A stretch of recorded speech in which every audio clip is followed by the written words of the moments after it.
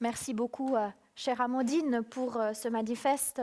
Monsieur le Président de la Croix-Rouge, Mesdames et Messieurs, chers amis, les circonstances nous forcent à nous rencontrer de manière virtuelle.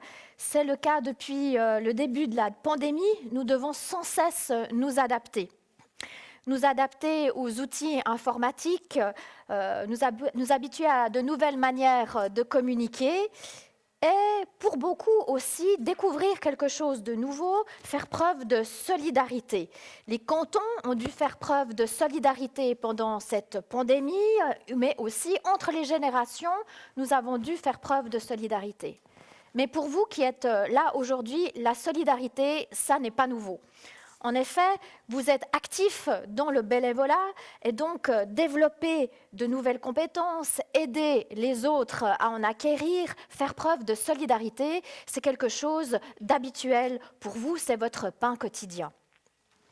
Ce sont ces aptitudes sans lesquelles notre société n'aurait pas pu traverser la crise de ce printemps, ni pouvoir maintenant traverser la crise qui va continuer à nous suivre pendant vraisemblablement tout cet hiver. Sans le bénévolat, il semble bien que c'est toute la Suisse qui serait hors service.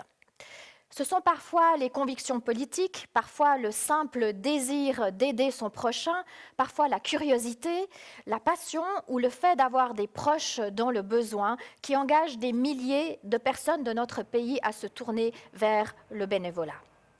Le bénévolat est un pilier de notre vie collective et il est encore trop peu reconnu, d'où l'intérêt d'une journée comme celle-ci.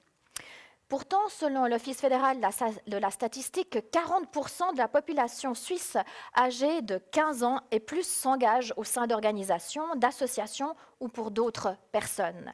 Cette aide correspond à une valeur monétaire de 34 milliards de francs. 34 milliards.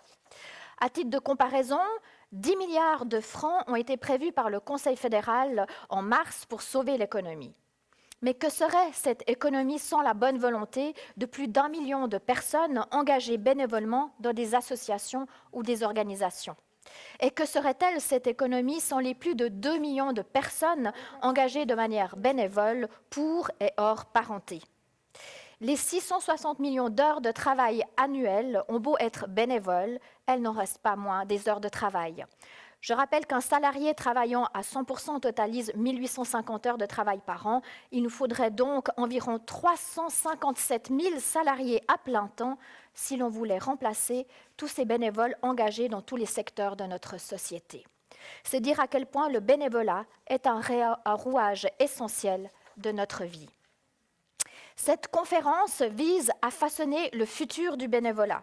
Vous souhaitez promouvoir l'engagement bénévole par le biais de mesures ciblées, comme celle de créer un service compétent au niveau fédéral, de lever les obstacles juridiques et administratifs qui entravent le bénévolat ou de mettre sur pied un congé bénévolat national.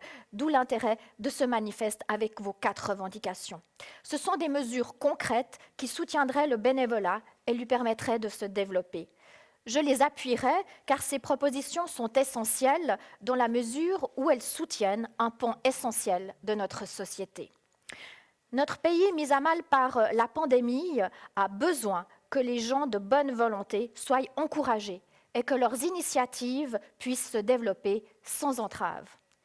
Les temps de crise, comme celle que nous traversons actuellement, mettent en évidence l'importance de la solidarité et de l'entraide. Mais aussi en temps normal, il est temps de se souvenir que cette solidarité et cette entraide maintiennent notre société à flot. C'est donc avec plaisir que je transmettrai votre manifeste au Parlement. Je vous remercie.